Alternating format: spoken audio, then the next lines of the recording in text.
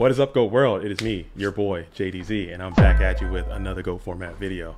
The Patreon event is taking place tomorrow for a chance to qualify for the Worlds coming up in October 2022. Patreon number 17 is underway. So what we're going to do today is something a little bit different. I just want to kind of go through the top 8 deck lists from the previous Patreon. That's right, the event that Moxie's won. We're going to go through some of those other decks. With me in studio today on voice, I have a very good friend of mine, a very talented player, Mr. Indoors. GFC, was it 16? Man, it was 16. Oh, so long ago, man. You gotta cut. No, I'm kidding. So I have a true champion in the building, Mr. Indoors, GFC champion. He's gonna roll with me. We're gonna just go through these decks real quick, talk about them, tell you what we think, tell you what he thinks from a champion's perspective, and then we're gonna do it just like that. What do you think, Indoors? Yeah, no pressure from a champion's perspective. No pressure. Hey, hey, you know what? No pressure. Also, if you want to go ahead and participate in this event, it starts tomorrow. Go ahead and swing by the goatformat.com website, goatformat.com Discord. More information is there. You can sign up for Patreon, sign up for the event, join up. It's going to be live if you want to qualify for Worlds, which Mr. Indoors has already done so. You know, with his stellar performance. You got to talk yourself up, man. You're a champion, dude. You gotta. Oh, come on. All right, so we're going to start with number 8. So I think they were tied for 7th place. At number 8, we have a player that goes by the name of the Dark Magician. Okay, so we got Dark Magician here. Let me edit this thing. There we go. There it is. All right, yes. So we got Dark Magician. I don't really know a lot about this player. Okay, I'm not gonna lie, but I did play in this event. And Dark Magician actually beat me and put me out of this whole thing. So shout out to them. I don't really know. Yeah, he did. That's some insider history. Yeah. That's some insider information. So Dark Magician coming in with some Chaos Turbo. He's got some pretty, I would say, what do you really think, Indoors? Pretty standard ratios, Chaos Turbo? Yeah, there's nothing that really jumps out. I mean, there's the one jar, slash tap when he played and got his Worlds invite. He had the sort of one jar thing. Mirror Torrential Ring main, which is kind of standard now. Yeah. Regeki Break also pretty standard. Yeah, and the side as well. It's all pretty standard turbo. Yeah, but yeah, Dark Magician, new face. Haven't really seen them around before. Hopefully glad to have new people playing. Yeah, I love to see it. He's got the Zombires in there. Yeah, like I said, it's pretty standard stuff. This is a pretty safe deck. So if you're new to this game and you kind of want to just come in and be generally competitive right away, this is a pretty good deck to start with. I know Chaos Turbo, they're really kind of the top players are really trying to hammer out these ratios with the Solemn Judgments, with the discard traps, with the Jargreeds. No one really knows exactly what is right and what is wrong. The Night Assailants are coming back, the Magician of Fates and all that stuff. So it's kind of changing, but this is a pretty standard deck. Shout out to you, Dark Magician, and hopefully you keep going. A top in this event is pretty impressive. Going on to the 7th place, really tied for 7th. We're going to call it 7th. So this player, okay, Mr. Anthony Alvarado. Boom. Super dope player, SJC champion, long time veteran, mega dope player, FLC champion, and the list goes on along with several tops, world qualified the previous season. Still hasn't got one this season. He decided to bring Warriors. What do you think of these Warriors, Mr. Indoor? Yeah, he's obviously a really skilled duelist, and he plays a lot of decks and plays them all really well. This to me looks a lot like one of SDL's lists. It does. You've got the decrees in the side, not maining dust shoots, which is interesting. You're either hedging for Warrior or, you know, even Turbo, and they've got, you know, they're setting their entire hand with Solemns. They make dust shoots so dead. I kind of like not maining it at the moment. Apart from that, it's all pretty standard Warrior stuff. The Spy Mobius thing, which is, you know, that's an SDL sort of invention, and a lot of Rampage are using that, and it obviously seems to do well. Even you know, people obviously expect it at this point. You know, even if how do you side against it? Are you keeping Noblemans in? I don't know. It does seem to have a pretty good effect, like, because, you know, round 2, those knocks are coming out, and it's going to feed that Mobius as well. And I did interview the winner of this event, Mr. Moxie's. He took this thing down, and maybe some of the same meta calls that Moxie was making. Alvarado, also very talented player, made the same calls and knew that the field was going to be heavily saturated with Warriors and Turbo, and just kind of hedged specifically for those two and kind of bypassed the other stuff. But again, super dope player. I'll say as well, he clearly didn't want to lose to Burn, because he's got 2 Mobius, 1 Cliff. Oh yeah. And then the decrees and the zing and the dust tornado. So yeah, hedging against Warrior, but also didn't want to lose to any alt win stuff either. absolutely. Again, fantastic player. I'll be watching closely. He should be getting an invite some point this season. No pressure, Mr. Alvarado. Shout out to you. Hopefully he's playing tomorrow as well. So going on, we got in the fifth place, I guess. Fifth place, we have user Yada88. Okay, so this deck is really cool. I like this deck a lot. We talked briefly about this when I was talking to Moxies as well. Mataza the Zapper, double tap, super aggro, pound deck. I think it's really cool concept. It takes a lot of courage to show up to an event with a deck like this and actually play with it for one, and then actually perform well and make it to the top of the top tables, whatever. So shout out to Yada88. What do you think about this deck, Indoor? Yeah, I'm a really big fan of the Zapper. I love the versatility. It being a 3-star is great as well, especially in a meta where a lot of people are playing burn and there's level limits and gravity binds flying all around. It's a cool deck, isn't it? I think he's played this quite a lot. Ratios that stand out to me here: 2 Solemns, really interesting. 2 Solemn to the golden ratio. Yeah, he's been tweaking this deck sort of as long as I've been playing Goats. He's been playing this sort of a similar deck. And then we look at the side. He obviously didn't want to lose to burn. He's got the emergency provisions in there, which he's running sort of a back row heavy deck and all these equip cards. So he's looking to get some life points back that way. And then three kinetic soldier in the side. He said, "Not today, warriors. Don't want to have to deal with any of you bullshit today." No chance. Really, really cool deck. I like it a lot. And going for the sort of OTK stuff with the main deck mind controls over the noblemen. Oh wow, I didn't notice that. Good call. Yeah, that's intense. What's with the one of scapegoats? What do you think? What do you think that's for? Maybe Stein, perhaps? Yeah, I don't know. That's I'm wild. not really sure that's what that's all about. It's good. It's good with United We Stand, I guess. Oh yeah, true. You chain it, and then you get all. What's the attack bonus for that? Yeah, you get an extra $4 4 times 800. Yeah. Yeah, that's yeah, cool deck. Yeah, it's always I always love seeing stuff like this top. Something a bit different, and this is just like the most aggro thing you can imagine, really, isn't it? Berserk Gorilla. And I watched the match between Yada88 and Moxies. It came down to literally it was so close, and he ended up getting beat by Moxies, but it could have been different. It was a mage power, my body's a shield situation.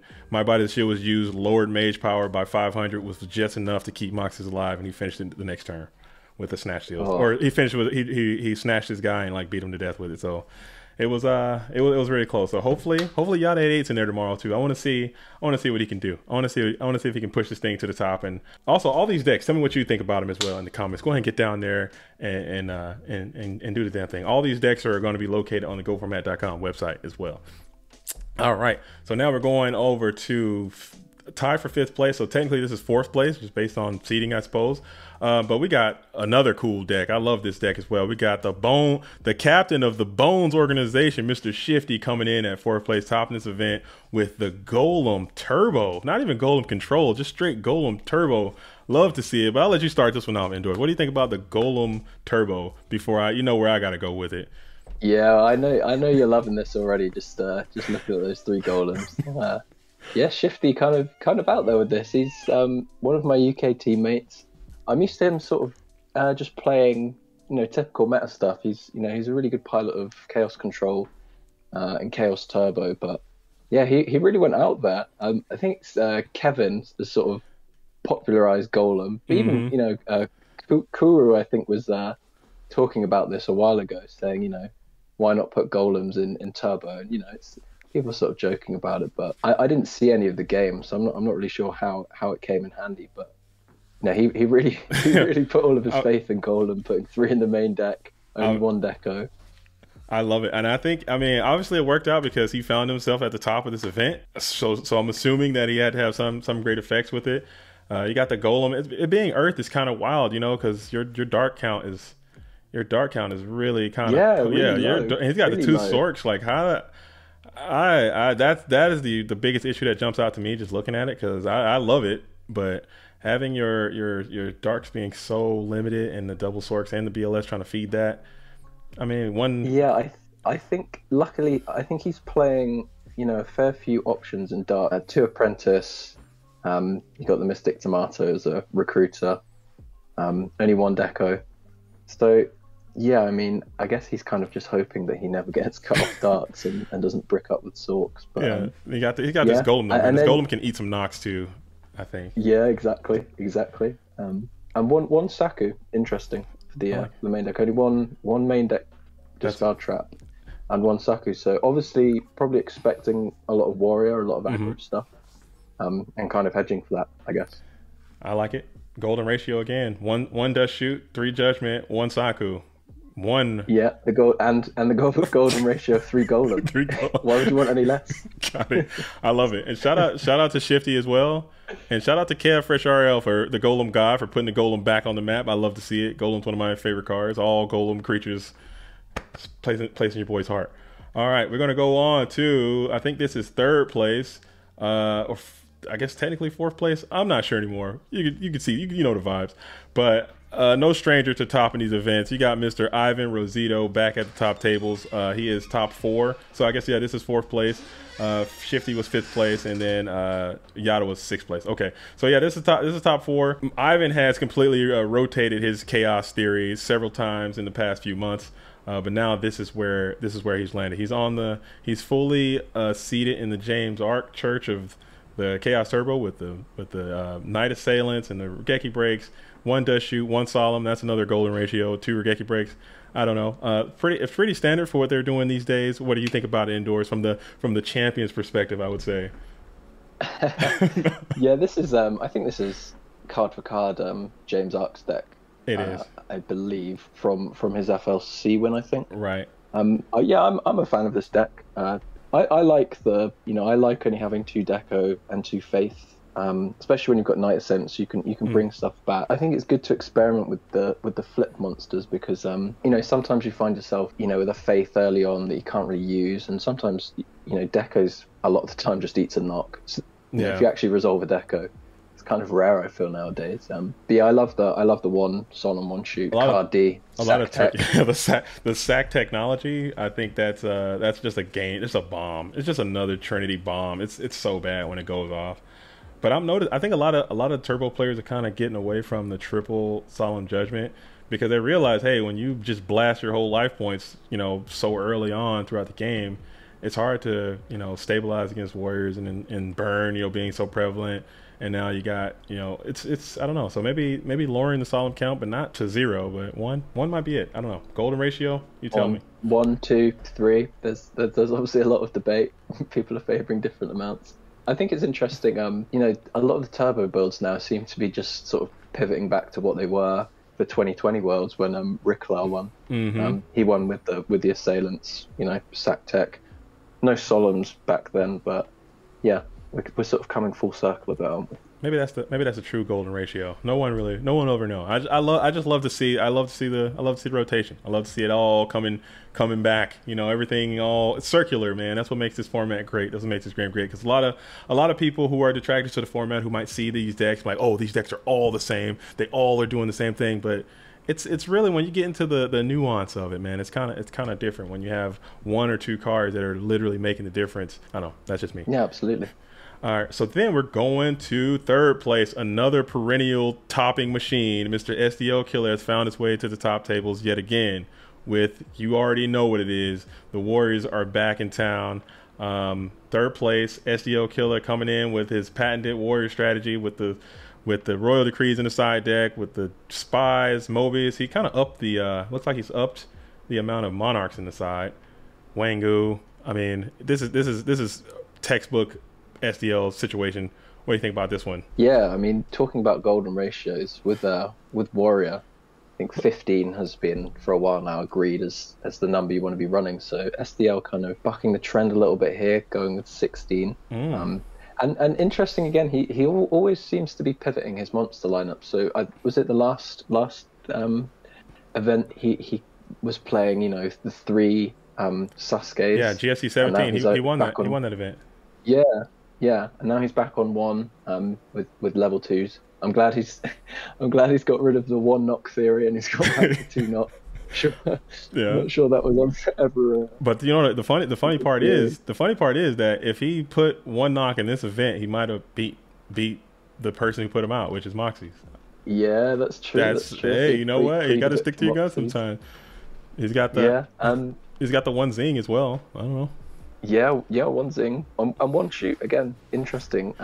Obviously he's been playing the last couple of events with no shoots. Mm-hmm. And obviously just wanted, sometimes having just one pop up, which is why I like the one in turbo, just having it pop up and you can sort of use it in these opportune moments.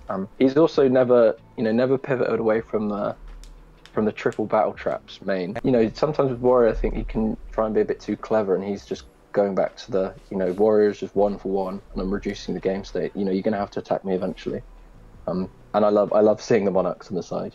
He's obviously already had the Mobius Spy combo for a while now, but seeing the Zaborg in there as well, really like that. Really like that. Zaborg is such an underrated card. He's got more battle traps as well.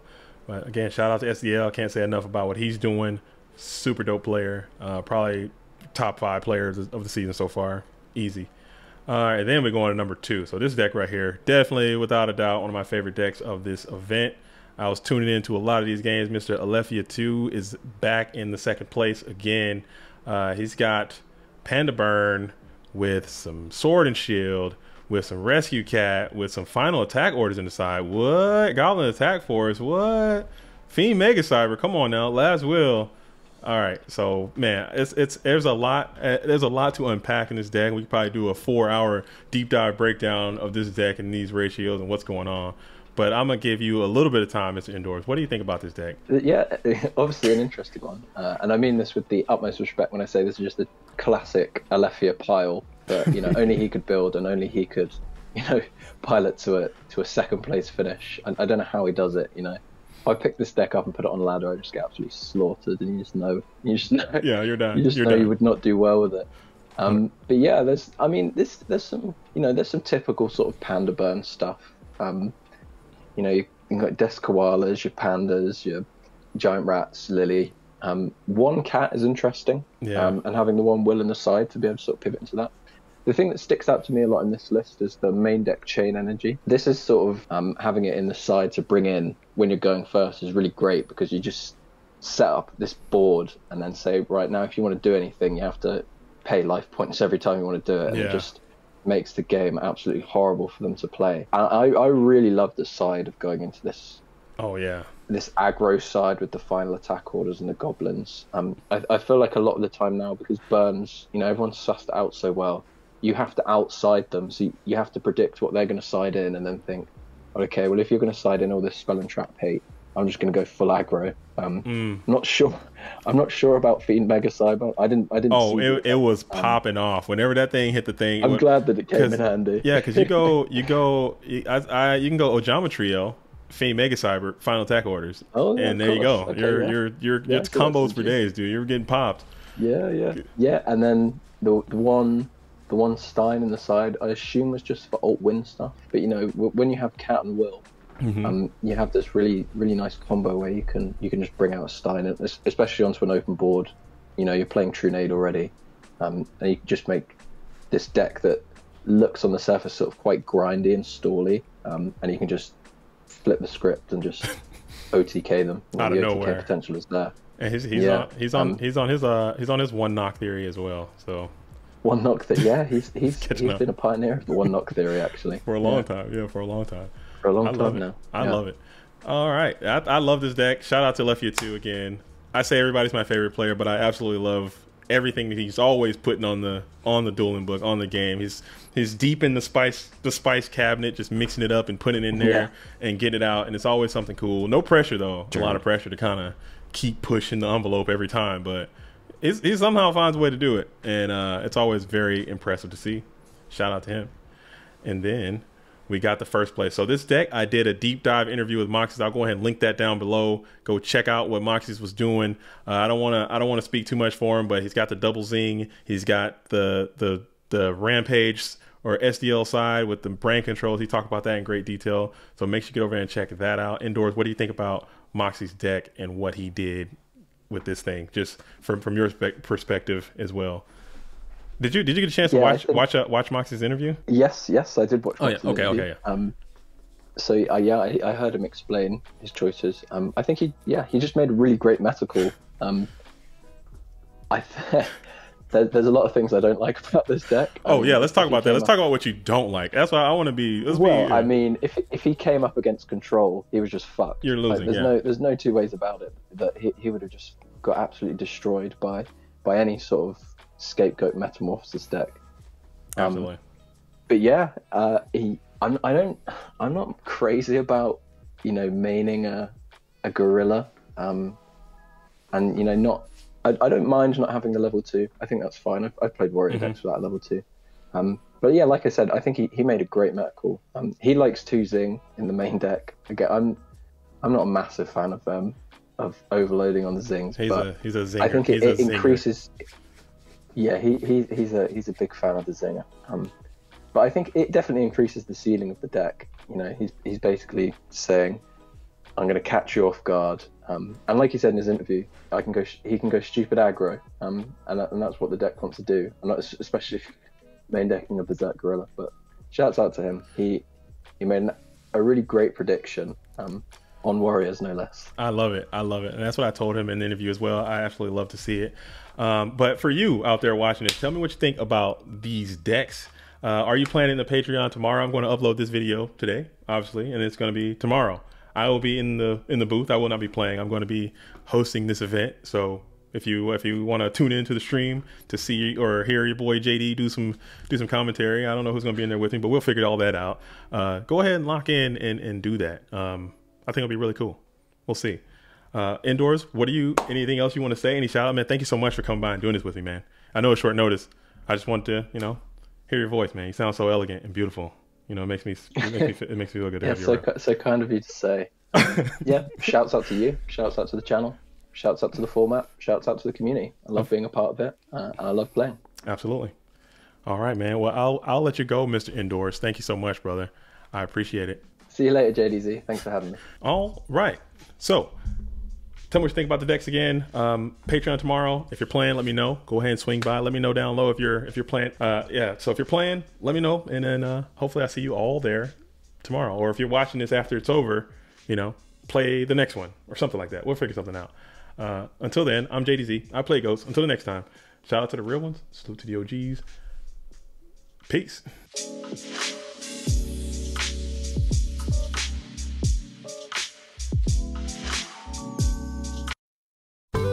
This program was made possible by the Corporation for Public Broadcasting and by contributions to your PBS station from viewers like you. Thank you.